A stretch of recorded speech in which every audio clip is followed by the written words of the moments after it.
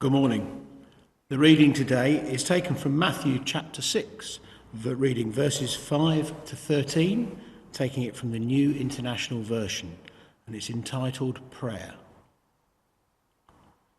And when you pray, do not be like the hypocrites, for they love to pray standing in the synagogues and on the street corners to be seen by others. Truly, I tell you, they have received their reward in full. But when you pray, go into your room, close the door, and pray to your Father who is unseen. Then your Father, who sees what is done in secret, will reward you. And when you pray, do not keep on babbling like pagans, for they think they will be heard because of their many words. Do not be like them, for your Father knows what you need before you ask him. This, then, is how you should pray.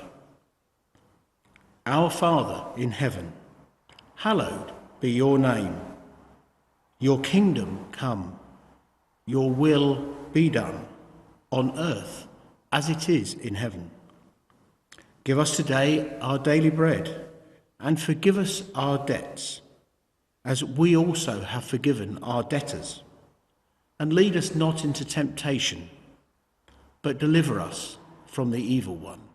Good morning, everybody, and welcome to the service here at Harry Blaine on their Facebook or website or wherever this is going to be shown. If you're watching it live or later, it's an absolute blessing for you to be here today. My name's Tim Annan, and I'm just going to be sharing a little bit of a message today, and it's so great to see you all today. Now, like lots of TV shows right now, this sermon is being pre-recorded a few days beforehand. It's actually been recording on the Monday. So if something happens in the world during the next couple of days and it's not mentioned during the sermon, don't worry, I haven't forgotten it. It's because it's Monday. But just in case, I have some pre-prepared headlines to just make sure, I'm kind of up to date. So, wow! Snow in April again? But it was a heat wave the other day, and who would have guessed that would have happened on Line of Duty? Oh, I don't know. But anyway, in preparation for this sermon, I did a tiny bit of reading, which sadly included the terms and conditions and rules around videos that have been shown on Facebook and YouTube. The reason is because today is the only day of the year I could share a particular clip from a movie. And sadly, having read through all the terms and conditions, I'm not allowed to show you that clip. It does say, though, I can do a dramatic reconstruction of that clip. So, if you are a Miss Congeniality fan out there, you're going to enjoy this. So, picture the scene. William Shatner talking to a Miss America model. Okay? So, the first person you hear speak is William Shatner. He goes, Miss Rhode Island, please describe your idea of a perfect date. And Miss Rhode Island goes, well, that's a tough one. I have to say April 25th because it's not too hot, not too cold. All you need is a light jacket. Let's be honest, that's not where you thought that clip was going to be going. But it does bring up a good point, We all have our own favourite dates. I have a few myself. August the 14th. Was the day that my family crammed into my dad's office with whatever background was in the back of his shot at the time to watch me and my wife Shelby get married. April 23rd is a certain Annan's birthday, who just turned 18 this past week. December the 4th was the date I packed my bags and waved off from a hotel room by Dad as I started my move to the US. And of course there's the obligatory May the 4th, which is Star Wars Day. There is no other reason. It is Star Wars Day. And all these bring joys, being memories of joy, and they're really fond memories, or they're just really fun dates to remember.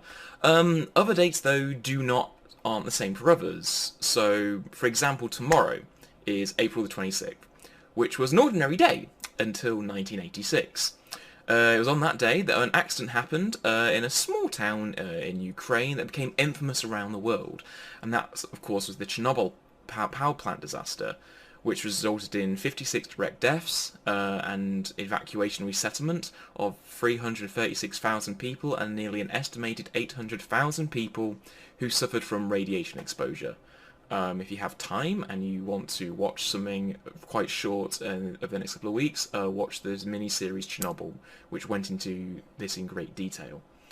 Now, remembering key dates are a key part of any community, more so within faith communities. This remembering of key dates becomes part of our shared identity and our shared history, and we remember and celebrate the good and the bad, and they become the rituals that we perform not only every year, but sometimes every week. I mean, how many times have you been at a church council meeting and, it's the January and we're already discussing the following Christmas? One of those rituals we perform weekly, though, is the Lord's Prayer. Now, it's a single prayer that's been said in Christian communities around the world in hundreds of languages, and we say it every week. And it takes on average between 23 to 27 seconds to recite. You've probably actually said that prayer during this service, and if you actually look at your timestamp, it was about between 23 to 27 seconds. But the fact is, there is actually a church just outside Jerusalem, on the Mount of Olives, that is the physical memory of this prayer. It's called the Church of Paternoster, which is reportedly the place where Jesus taught the Lord's Prayer to the disciples. Having been there, it's a really lovely place, but around the remains of what the building in the first place from its excavation, this church has just erupted out of the ground with little lovely gardens around, and on all the walls are plaques that display the Lord's Prayer in well over 100 languages and dialects, from English to there's some Welsh, there's some Scots Gaelic, and there's also some Cornish. The Cornish one's quite a fun one to find as well. But everywhere around is this Lord's Prayer, and it's a single prayer that we all share, and we keep that memory alive. But when you think about it this way, for between 23 to 27 seconds each week, we are part of a living memory.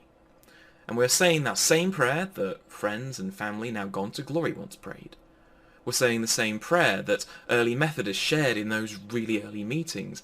And 2,000 years ago, we were sharing that same prayer. And it's the same prayer that's said throughout 2,000 years of Christian history, and we continue to keep that memory alive. And we see this similar continuation through communion. In our liturgy, which is, for those that don't know, just post-church language for repeat after me, we hear the lines, "Take, eat, this is my body which is given for you. Do this in remembrance of me." When we partake in Holy Communion, it becomes something more than just those present. It transcends the physical into the spiritual. So think about it this way. Throughout this year, you've been forced, possibly, to engage in communities in an online, non-physical way. Well, it's the same with Holy Communion. When we partake, it's engaging something more of the spiritual, like a Zoom meeting. But imagine being a Zoom meeting with every single follower of Jesus, leading all the way back to the very first Last Supper. Trap myself in my syntax there, but that's fine. We keep that memory alive, and we still pass on that tradition, or more accurately, we keep the living faith alive by keeping the memories of our part of our collective conscious. The question now is, what are we as a community going to do to keep this spiritual memory alive after the challenges of the last 18 months? We're still going to do the same prayers, and that's really good. And it keeps the community alive, it keeps us intact, it keeps us connected. We should also find new ways to enable more people to join at the communion table in a socially distanced way, or even watch the people who are watching this service online who have never set foot in a church. We need to continue to find new ways to introduce that 23 to 27 second prayer into people's lives. And in the last 18 months we started new traditions, but we may not be aware that these are the new traditions, the new memories, the new rituals that we want to continue and have as part of our church identity. So think about it. What have you started? What do you want to continue? What are the things that have kept you spiritually connected and enriched this community of Christ together over the last 18 months that don't require us necessarily to be together physically? What are the moments that we want to revisit and remember in the next 18 months to come? Because honestly, for me, at the end of the day, all these memories and dates and ways we memorialize and keep alive the memories in the past and our spiritual identity, it brings communities of faith together. So let's together continue building a church that is fully accepting, loving, and caring for all. Let's continue to invite and share the memories and experiences of faith for all those around us. And let's remember to do this not because it keeps the church alive and keeps people in the seats and keeps the church going, but we're doing this because we actually love. We believe in a God of love. So let's continue to remember to love and to keep those memories alive.